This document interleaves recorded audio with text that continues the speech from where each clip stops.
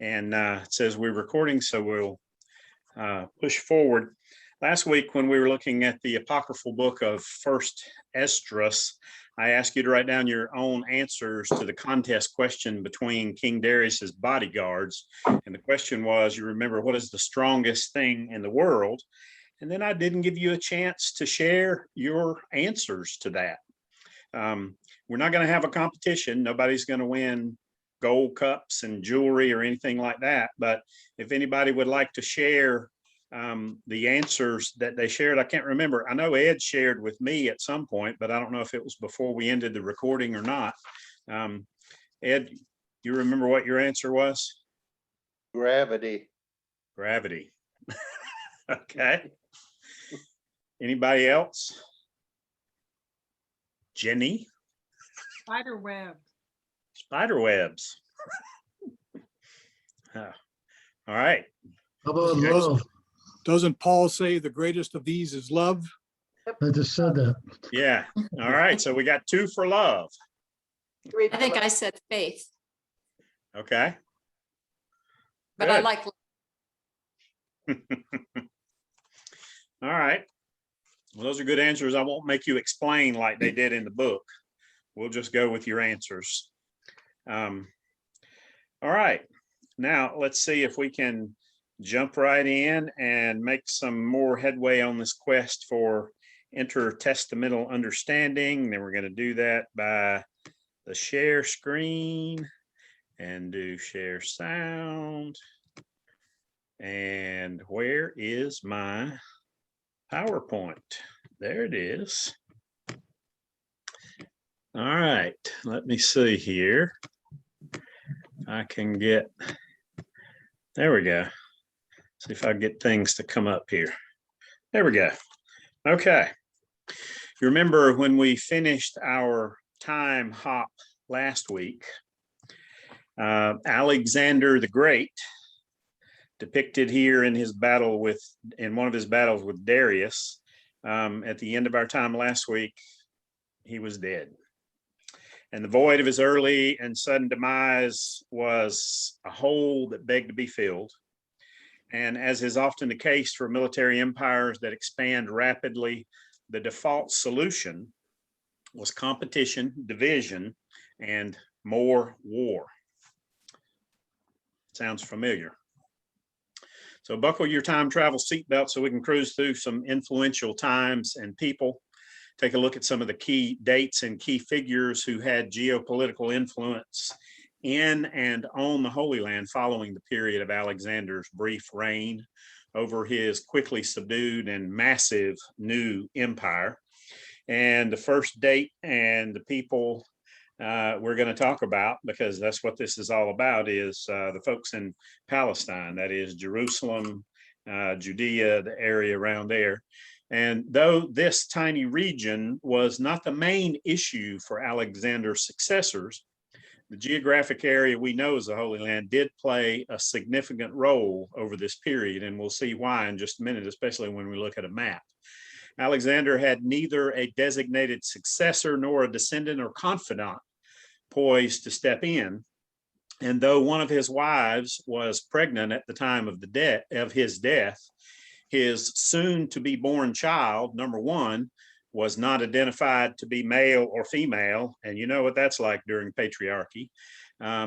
Did turn out to be a male, and he was named Alexander IV, but since he wasn't even born before Alexander died, he was a little young to climb up to the throne. So that brought in the Diadochi, which is the successors, a self-appointed council consisting of 7 of Alexander's leading generals convened themselves soon after his death to attempt to decide the fate of the empire and especially of his throne. Now, one of those successors, and probably the oldest of the generals, was Perdiccas. And he was actually appointed guardian of what they designated as Alexander's legitimate heirs. And I use the term legitimate because apparently there was another child born prior to Alexander IV who somehow was determined to be illegitimate and therefore did not have access to the throne. So Perdiccas was named the guardian of the heirs, and that left the remaining generals to sort of rumble for military and political supremacy. Perdiccas didn't last long, as the others perceived him to be conspiring with Alexander's family for position and power. And without going into too many details, let's just say that there was subterfuge, assassination, insignificance, and a fair amount of incompetence among some of the would-be successors. And in the process, Perdiccas was assassinated. Eventually, among the remaining 6, really, there were only 3 generals that remained in line for major pieces of Alexander's empire pie.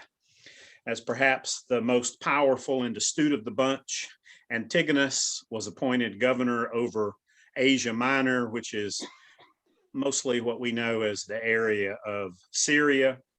And next on the totem pole of power was Ptolemy, who was assigned to rule over Egypt. And the final piece of the original division of the major pieces of the empire puzzle, there were others who got smaller pieces, but the final one of the major 3 was handed over to Antipater, who got Macedonia and Greece. Now, this is how it was supposed to fall out. You see Ptolemy down there in Egypt, Antigonus over in Asia Minor, but you also see under him Seleucus, and we'll talk about that in just a minute because Antigonus didn't make it very long. So this is how it's supposed to fall out, but over time there was a back and forth between these 3, numerous wars and infighting, and I'll try to keep it simple just by saying that Antigonus became history, and Seleucus, or the Seleucids as they were called, ended up taking over Asia Minor. And eventually the Greek conquests significant to Jerusalem were Ptolemy's Egyptian kingdom and Seleucus' Syrian kingdom, or Asia Minor, because Antipater sort of faded into the background, especially related to Jerusalem, not necessarily completely, but being farther away from Jerusalem was not as significant in this part of the story. So here's how it shook out. Note the location of Palestine, right down here where the arrow is pointing. As we often call this, the Holy Land. It was the buffer zone between the 2 major divisions of Egypt and the Seleucid Empire.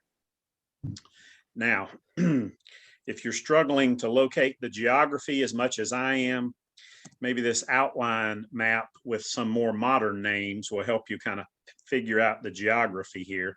You see Egypt down there in the very darkest part, and then that whole Seleucid Empire was what we now know is mostly Turkey, Syria, Iraq, Iran, Turkmenistan, Uzbekistan, Afghanistan, and part of Pakistan. So lots of countries that we know now were a part of that one portion of the empire. Now, back to the names and dates. One of the significant dates and the period of nearly 122 years was the period from 320 to 198 BC, when the Egyptians, Ptolemy and his successors, basically controlled Palestine pretty much for all of that time. And during that time, the Egyptians were not very forceful in requiring that those in Jerusalem adopt Hellenism completely. It was sort of an optional adoption of Hellenism and the Greek culture and language and all of that. They were allowed to practice their religion for the most part of Judaism and not have to completely become Greeks. But in 198 BC, the other side of the map, the Seleucids in Syria, gained control of Palestine. And at that time, the Seleucids were a little more forceful in their requirement of adoption of Hellenism, and that created some major anxiety and strife and conflict in Palestine, or the Holy Land. Now, one of the most colorful of the Seleucid rulers over Palestine was Antiochus IV.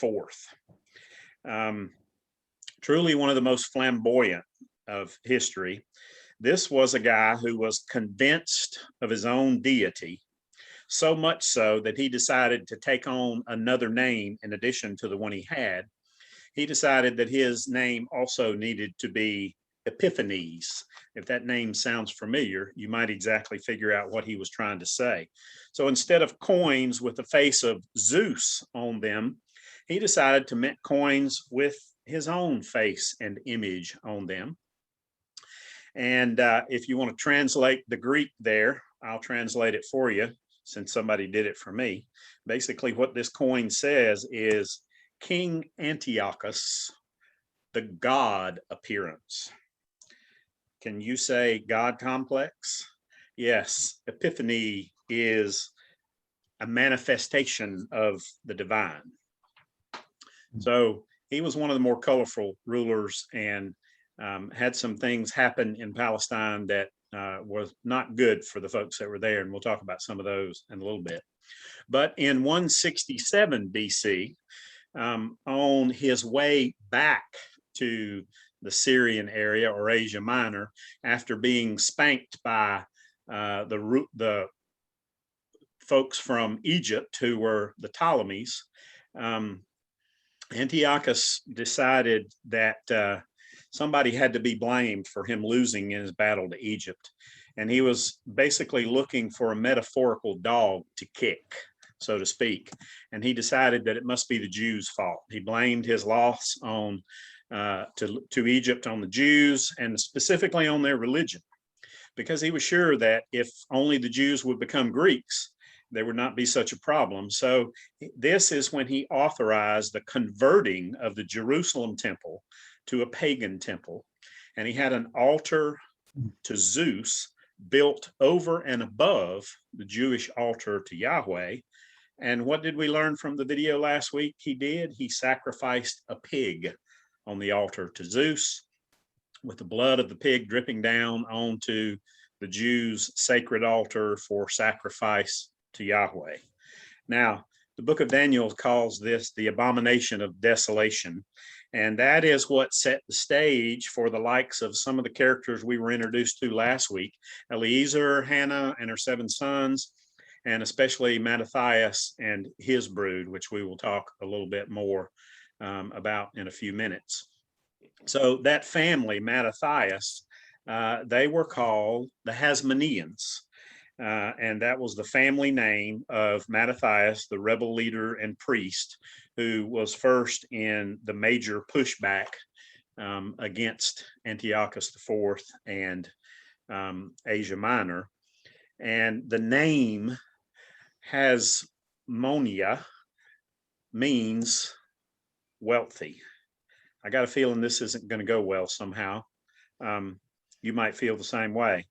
But Matthias, you remember, was one of the ones who revolted first, who killed some of the leaders who were trying to force people to sacrifice to Zeus, sacrifice pigs to Zeus and eat the flesh. And even after he died, his sons and grandsons and great-grandsons continued the rebellion and were eventually successful in gaining Jewish autonomy from the Seleucids, and then with the disintegration of the Seleucid Empire, eventually gained basically full Jewish independence, which hadn't occurred in centuries.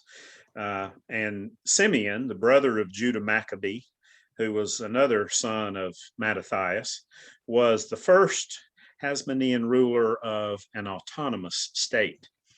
And the best way I know to tell you more of the story succinctly is to watch a few more minutes of the video. So let's do that now.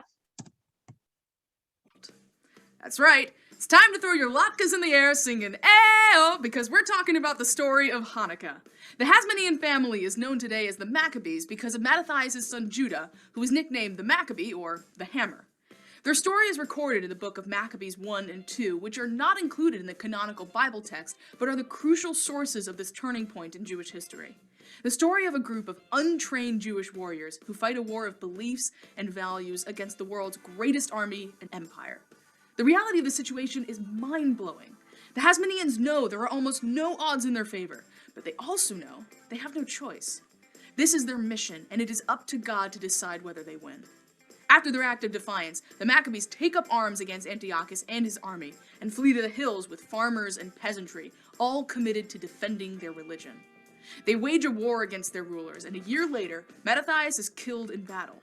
His son Judah takes over to lead the revolt, and it's he who captured Jerusalem and restores the temple in 164 BCE.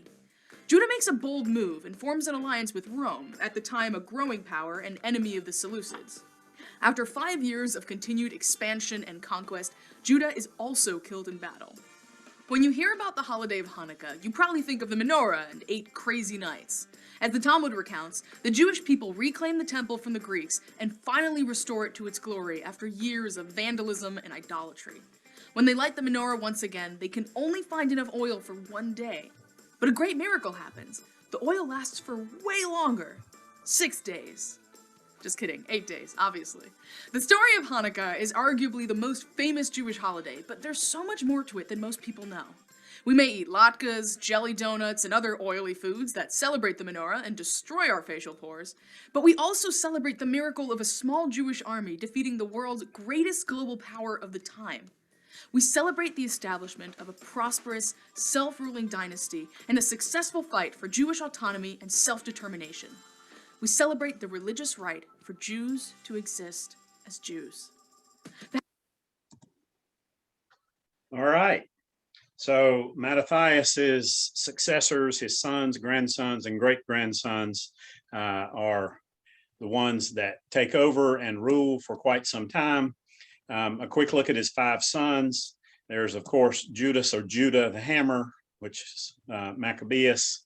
And then there's Eliezer, Simeon, John Gaddy, and Jonathan.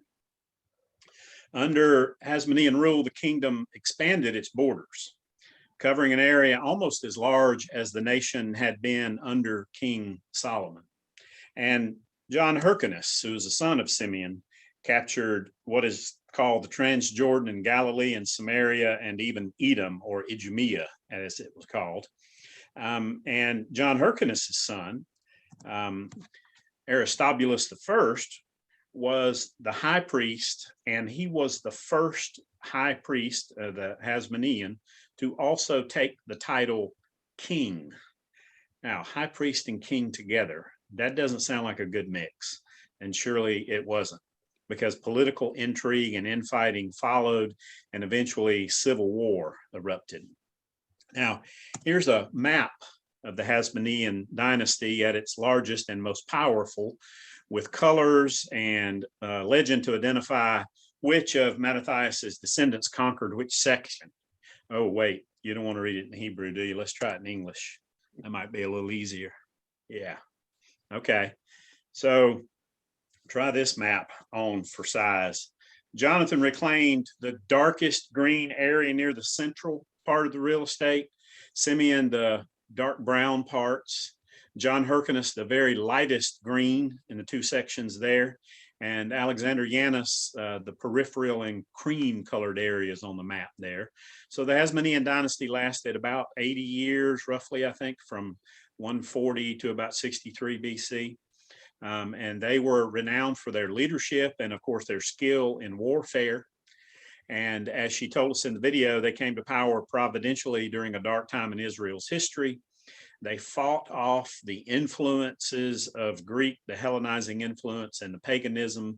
And of course, they defeated Antiochus Epiphanes, secured independence, and rededicated the temple, and at least temporarily restored the glory of Israel as a nation.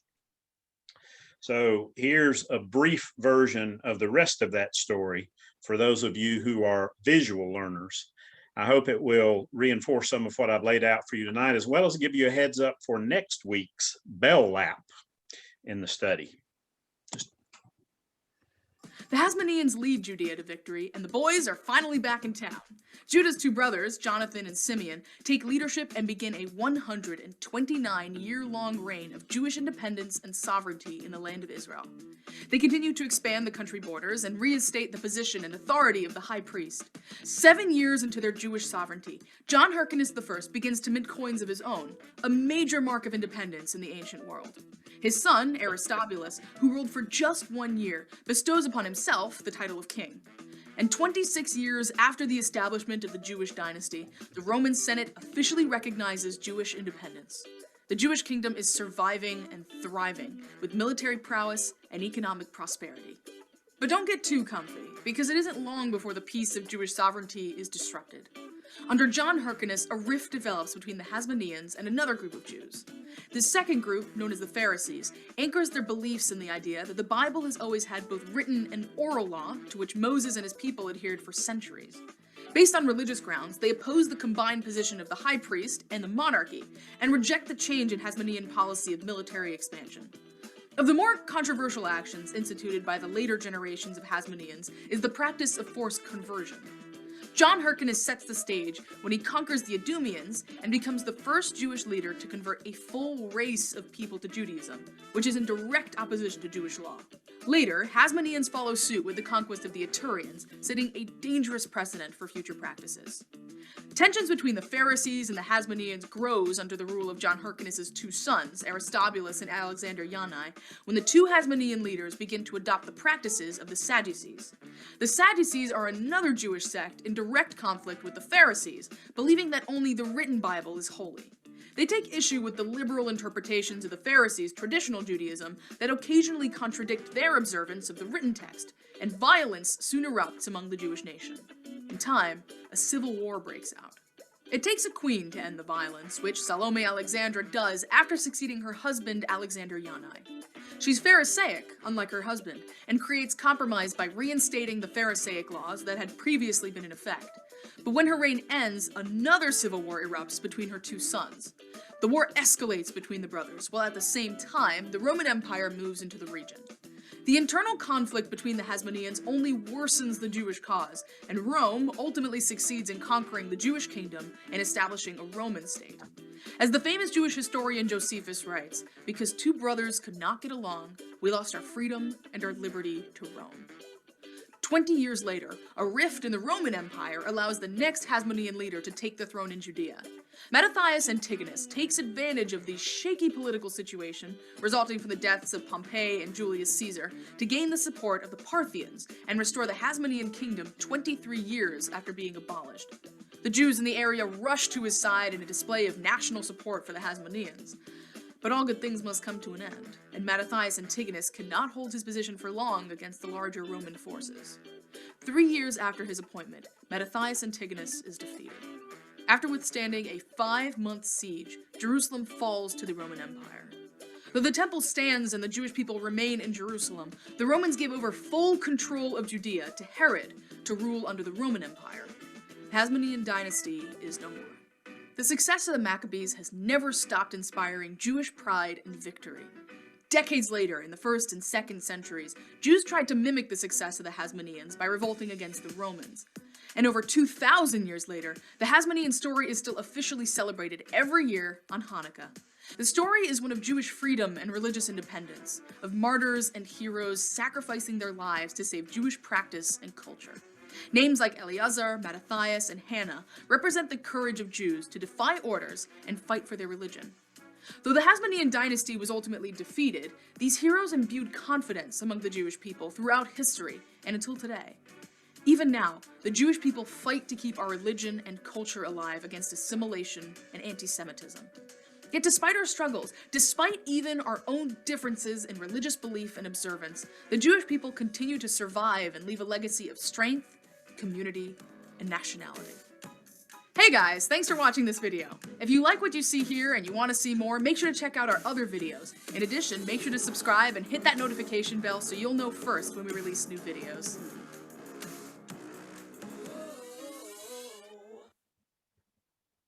All right, that's the time hop for this evening. So let's end the evening by taking another pause in the time travel, look at some more of the books. what the Deuterocanonicals, as our Roman Catholic siblings call them, or second scripture, or as many Protestants call them, apocryphal, or the hidden books. There are 7 books that the Roman Catholics have included in their Bible for many centuries, going back as far at least as 393 AD, and we'll talk about some of that next week. And next week, we'll also talk about what Protestants did and didn't do with these books through the centuries.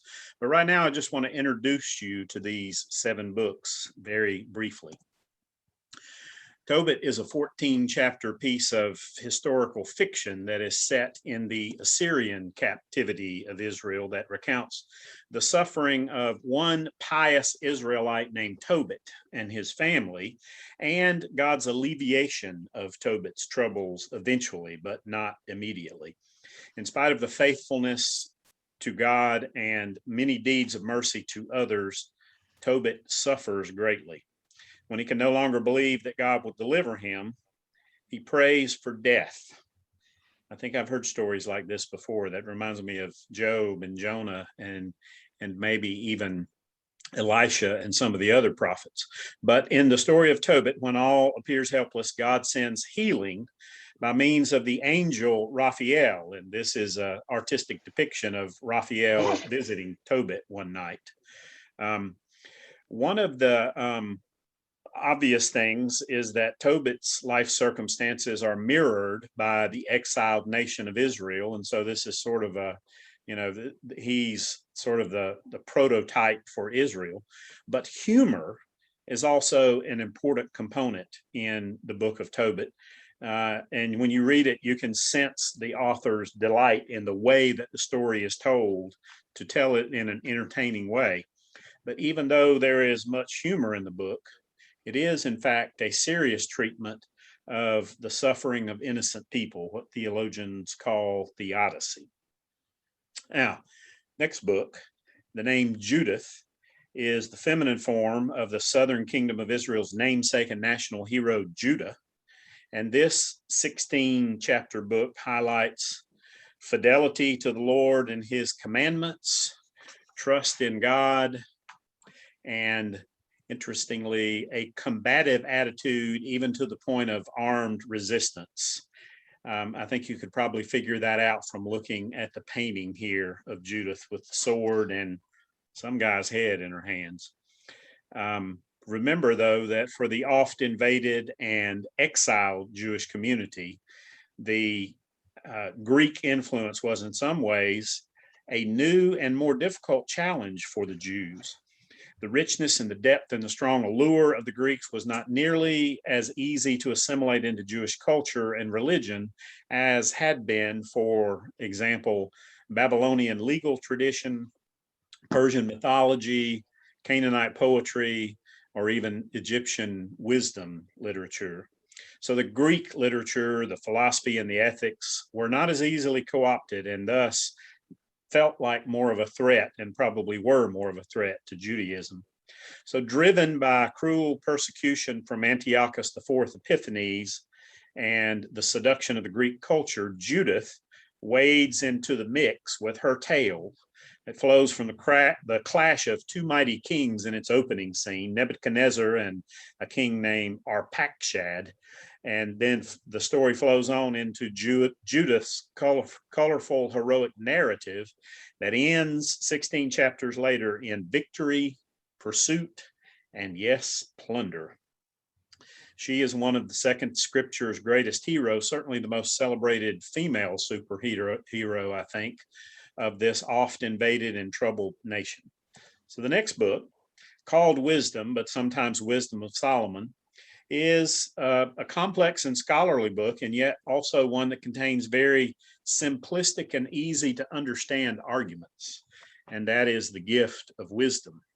Its 19 chapters depict an author who, of course, borrows the name of Israel's most noteworthy wise king, Solomon, and that's what this artwork actually is King Solomon, because the person Solomon, there is no idea who this person really was.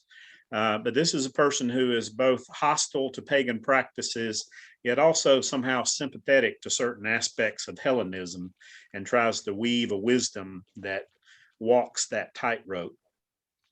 The book has an enthusiasm for traditional Jewish belief, but then the paradoxical openness to cultural adaptation. Next book is called Sirach, or as the Greek manuscripts identify it, The Wisdom of Jesus, the Son of Sirach. And this is another apocryphal book that bridges the Hebrew and Hellenist cultures. And very much like the Hebrew Bible book of Proverbs, Sirach seeks to integrate Israel's sacred history into a wisdom tradition.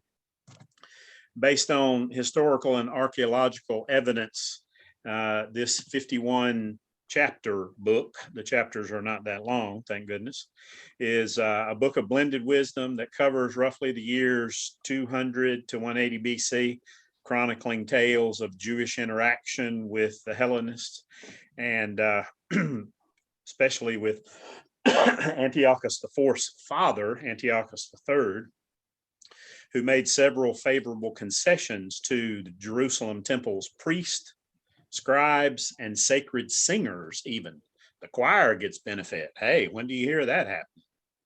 Because they were all exempted from taxes, and Antiochus III even agreed to help fund the cost of some of the ritual Jewish sacrifices. But unfortunately for the Jerusalem bunch in 190 BC, when the Syrians were defeated by the Romans, these favorable concessions were rescinded because the Syrians needed more money to prop up their war machine. The shift in fortunes created ongoing struggles between the loyalists to Hellenism and those who were loyal to the faith of Israel. And Sirach's wisdom attempts to navigate these difficult and challenging waters in his story. The third to last book is Baruch, a brief 5-chapter book that places itself within the historic setting of the Jewish exiles in Babylon. And it's divided in 3 major sections.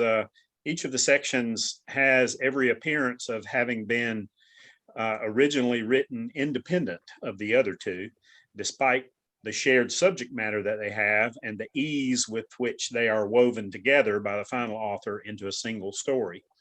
It is placed during the Maccabean period by most scholars, and all 3 of the sections in Baruch, like some of the ones we looked at earlier in this study, combine words and phrases that are directly from the Hebrew Bible, especially from parts of the 9th chapter of Daniel, the 28th chapter of Job, and the latter part, 40 through 66, of the book of the prophet Isaiah. Now, the last 2 books, First Maccabees is the first of a history of the Jewish revolt that we've talked about tonight a number of times, and the subsequent reign by that family whose patriarch was Matthias. Both the family and the books, of course, got their name from Judas, or Judah, the hammer. And this 16-chapter book was not only composed in Hebrew, but it was also written in a style that scholars say very closely mirrors biblical historiography. As an aside, in this book, the 1st century AD historian Josephus appears to have used almost exclusively the material in First Maccabees as the basis for his account in what he wrote called the Antiquities of the Jews. So the book of Maccabees, First Maccabees, presents an account of the history of Judea from about 175 to 134 BC, providing some background for the revolt, and of course emphasizes very heavily the piety of the whole Hasmonean family. It is almost written as if it is the official history of the Hasmonean Dynasty. Now, even though the last book is called Second Maccabees, and it's also a 15-chapter book, but it defies timelines and appears to have a number of conflicting connections with First Maccabees. So it doesn't just pick right up where First Maccabees left off. It overlaps and contradicts and conflicts somewhat. It was apparently written during the reign of Seleucus IV, around 187 to 175 BC. So it details some of the events leading up to the revolt also, just like First Maccabees does. Has a bit more, excuse me, a bit more detail and a bit more judgment by the authors, particularly of the reformers who were trying to bring Hellenism, and the Jews whose actions ultimately led to Antiochus IV's decrees. So from there, it continues to describe the heroic career of Judah the Maccabee, ending after his defeat of Nicanor in 161. So this book spans a much shorter period in Israel's history. First Maccabees actually covers a longer time. So those are the 7 books, and we'll talk more next week, particularly about what it is that Protestants did with those books and didn't do. So next week, we'll get more about Rome, Herod, and of course, more temple drama as we finish up the course. I'm going to stop right there because we've been going for quite a while. And a lot of material to cover there. I hope the recording worked. If it does, I'll get it put up in just a little while, if there are no complications.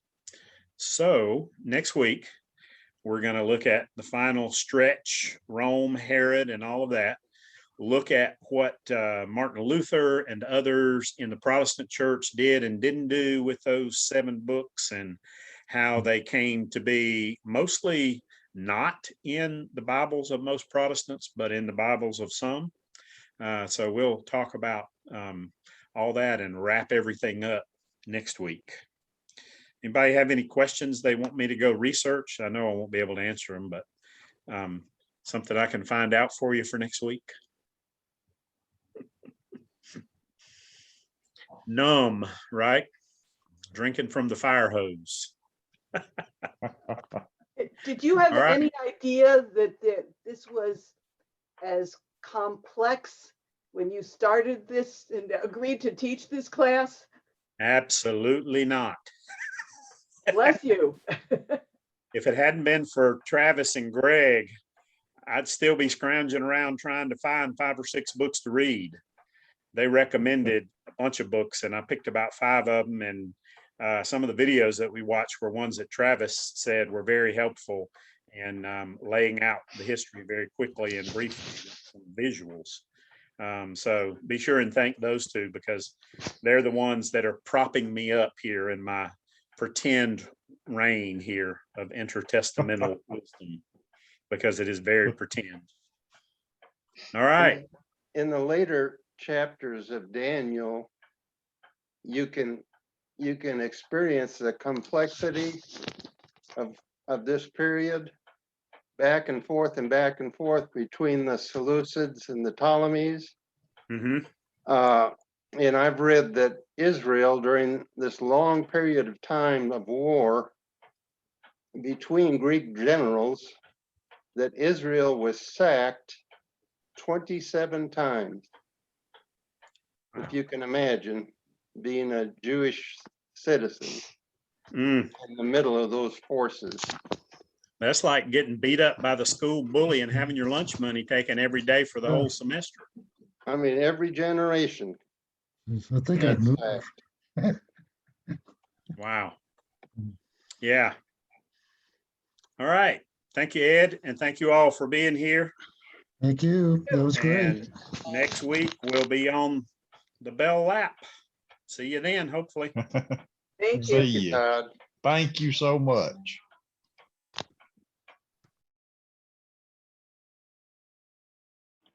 Oh,